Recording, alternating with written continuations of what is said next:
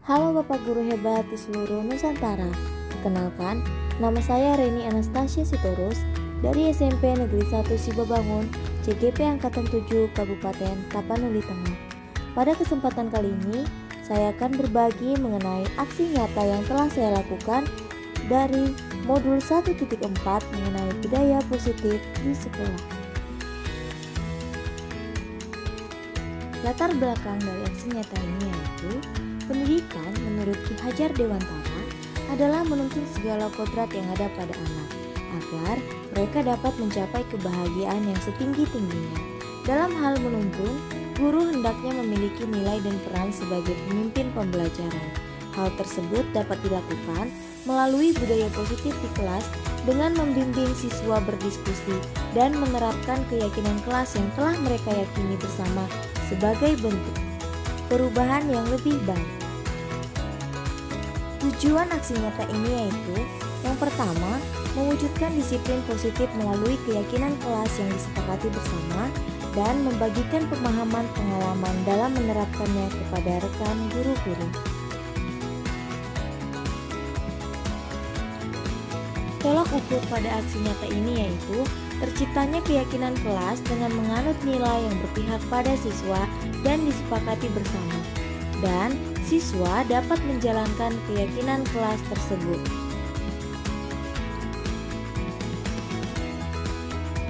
Lini masa tindakan yang saya lakukan yaitu yang pertama, berdiskusi dengan kepala sekolah dan meminta izin untuk melakukan kegiatan berbagi pemahaman kepada rekan guru.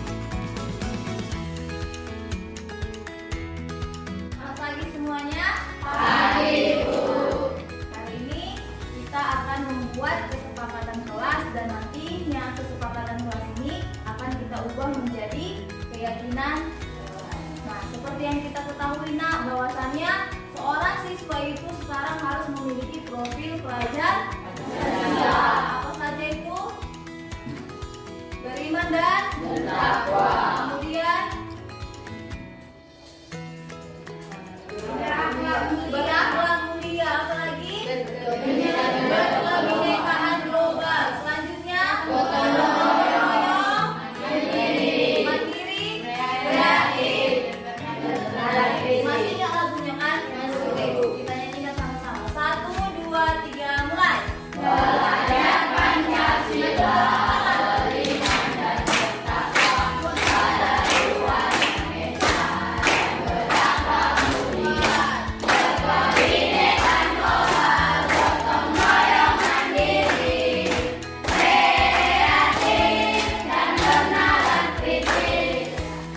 Profil belajar Pancasila tadi itu bukan hanya kita nyanyikan dan kita pahami, tapi harus kita lakukan.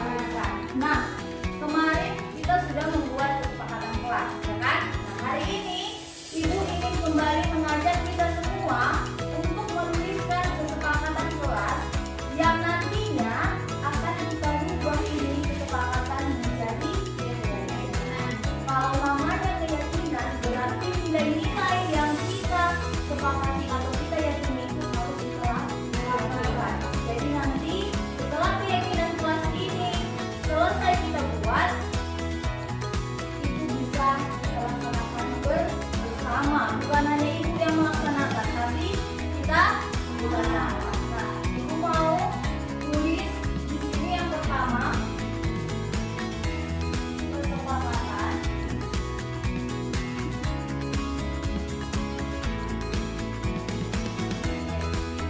Silakan maju ke depan.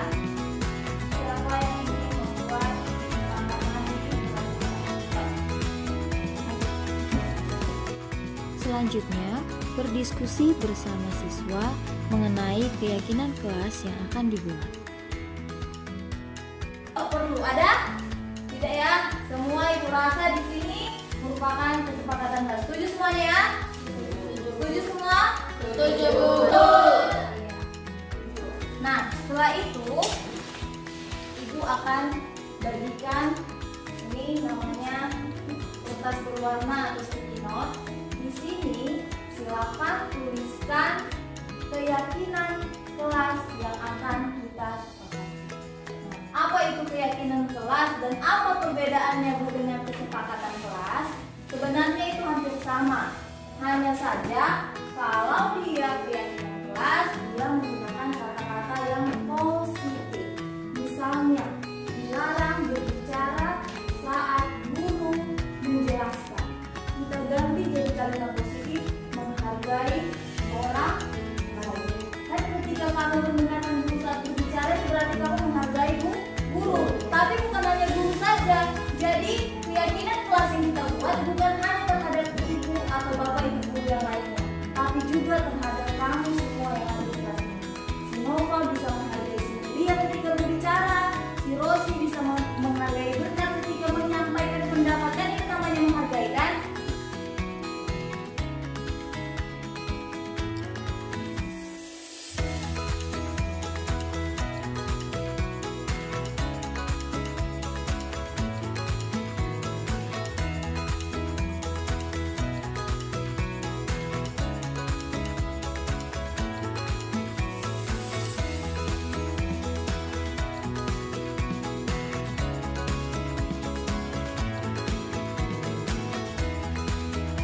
Baik, sudah semuanya?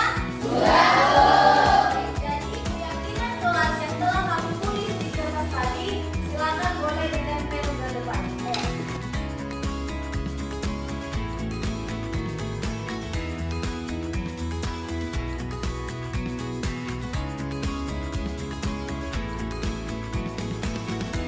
Oke, baik. Nah, di sini sudah ada keyakinan kelas.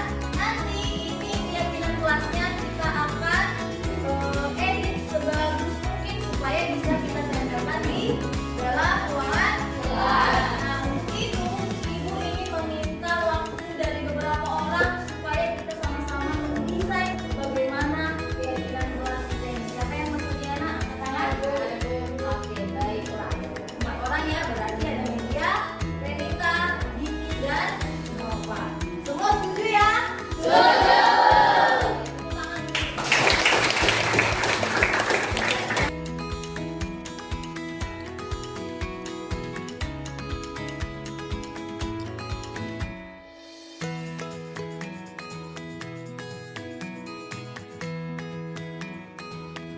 Kemudian, saya bersama dengan siswa mendesain keyakinan kelas yang telah disepakati.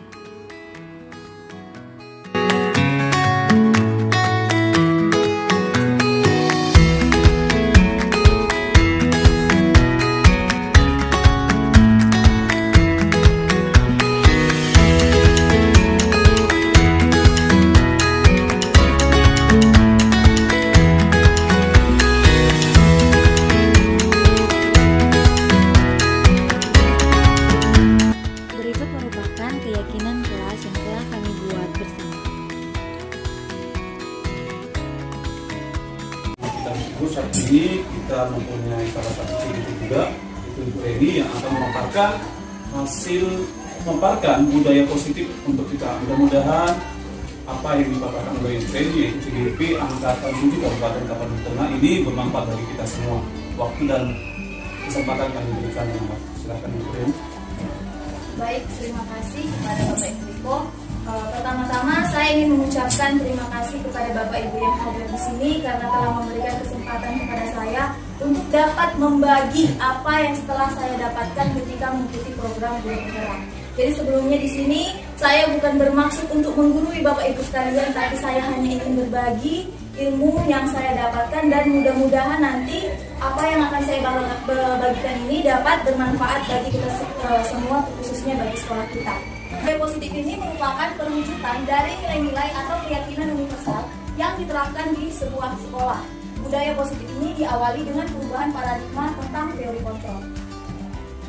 Belajar kontrol diri dengan menggali potensi kita. Jadi maksudnya di sini Bapak Ibu, ketika kita berusaha untuk mengontrol siswa, itu nggak akan pernah bisa kalau bukan dari dirinya sendiri. Dan setelah teori kontrol itu tadi ada namanya teori motivasi. Jadi ternyata ketika kita melakukan sebuah perilaku positif, ada motivasi. Motivasi yang pertama itu adalah motivasi untuk mendapatkan penghargaan. Jadi ternyata ketika kita pernah membuat perilaku yang hanya untuk mengharapkan penghargaan atau imbalan. Mungkin kita datang tepat waktu supaya dipuji orang lain, seperti itu. Itu teori motivasi yang pertama. Kemudian teori motivasi yang kedua adalah kita melakukan sebuah perilaku itu untuk menghindari hukuman, sama seperti anak didik kita. Mungkin mereka datang terlambat supaya tidak dihukum oleh gurunya, begitu. Nah, teori motivasi ketiga yang diharapkan kita miliki saat ini adalah teori motivasi dari dalam diri sendiri. Jadi dia intrinsik. Program yang menurut saya itu sangat baik untuk kita terapkan di sekolah kita, yaitu membuat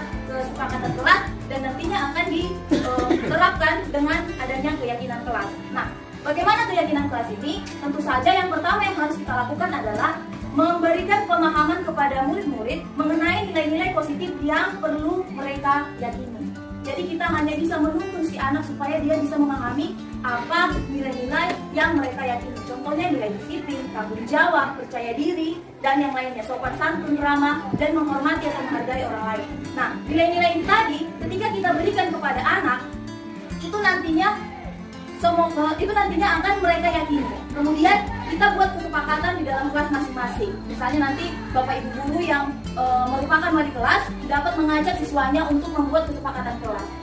Setiap perilaku tadi itu kan pasti memiliki alasan seperti itu.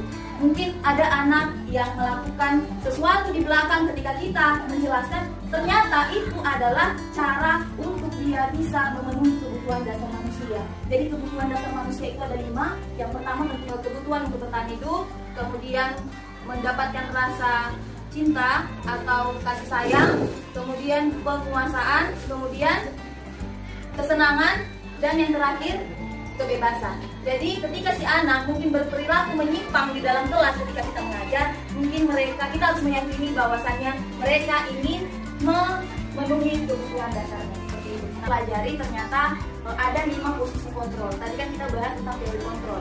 Nah, 5 posisi kontrol yang dipaparkan oleh Diane Gosen itu yang pertama adalah posisi konflikum. Posisi konflikum ini tentunya ketika anak berbuat kesalahan, maka kita sebagai guru langsung memberi hukuman. Gitu. Kemudian yang kedua itu ada posisi membuat merasa bersalah. Biasanya kita ucapkan dengan kata-kata, gara-gara kamu saya dimarahi ibu kepala sekolah. Yang posisi kontrol selanjutnya itu adalah posisi teman. Nah, di sini saya juga sebagai seorang guru biasanya melakukan ini. Jadi mencoba berteman dengan siswa supaya mereka mau melakukan apa yang saya lakukan. Tapi di sini itu masih posisi kontrol, belum dari dalam diri si anak itu. Jadi kita masih posisinya mengontrol, walaupun kita mencoba mendekatkan diri kepada si anak melalui posisi teman. Nah, posisi yang selanjutnya ini adalah posisi pemantau.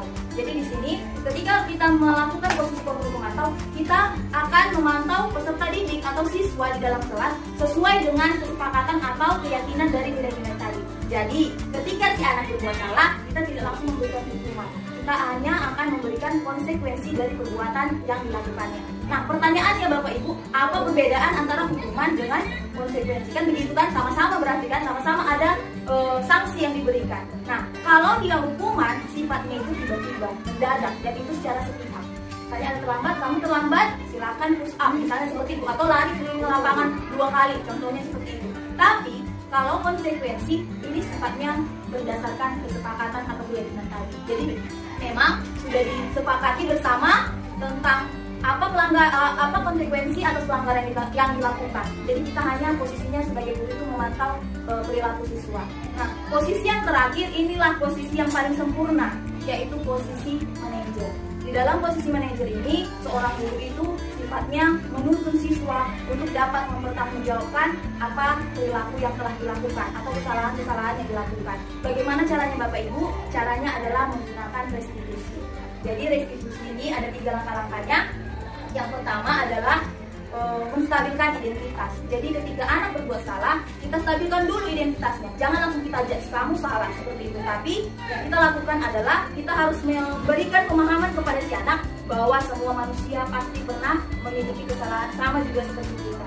Jadi dengan cara itu si anak ini tidak akan lagi takut untuk memberikan atau menyampaikan kenapa alasan dia berbuat salah. Kemudian setelah identitasnya tadi sudah stabil, maka kita validasilah kesalahan atau perilaku yang dia lakukan. Nah, cara untuk memvalidasi perilaku tersebut kita tanyakan. Pasti ketika anak terlambat contohnya, dia pasti memiliki alasan kenapa dia terlambat. Dan terakhir adalah menanyakan keyakinan. Jadi keyakinan tadi ini yang telah kita yakini di kelas bersama, kita sepakati di kelas bersama dengan anak didik kita. Jadi kita tanyakan, apa ternyata yang kita yakini selama ini? Oh, kita yakini Bu, kita itu harus memiliki sikap disiplin, harus tepat waktu ketika datang ke sekolah. Nah selanjutnya, ketika mereka meyakini atau mereka mengetahui kesalahan mereka dan nilai-nilai keyakinan yang mereka sudah tanamkan dari dalam diri mereka, maka kita mencoba menuntun lagi, menanyakan solusi dari permasalahan. Jadi solusi itu bukan kita yang membuat, biarkan si anak mencari solusi dari permasalahannya sendiri. Tugas kita hanya menuntun. Jadi mungkin itu saja yang bisa saya sampaikan pada kesempatan kali ini. Saya sangat berterima kasih kepada Bapak Ibu semua yang sudah meluangkan waktunya sedikit untuk mendengarkan penjelasan dari saya mengenai budaya positif. Yang harus kita terapkan di sekolah kita, bagaimana kita mengubah paradigma dengan teori kontrol dan teori motivasi yang akan menimbulkan nilai-nilai positif di sekolah kita, dan bagaimana kita menghadapi siswa dengan cara melakukan dari segi 3 institusi. Dan mudah-mudahan apa yang Ibu sampaikan ini boleh kita terapkan di sekolah kita untuk belajar sekolah kita, dan akhirnya sekolah kita menjadi maju dengan pembelajaran yang berpihak kepada murid. Itu saja. Terima kasih Bu Reni dan terima kasih buat kita semua. Selamat pagi. Dan yang terakhir adalah membimbing rekan guru untuk membuat keyakinan kelas di kelasnya.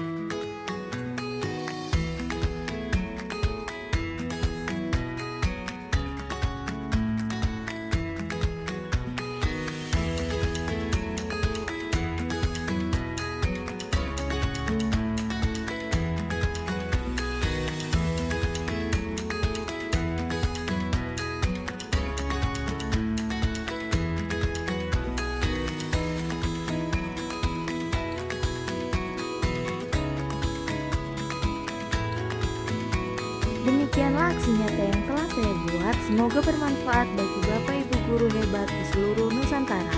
Salam bahagia.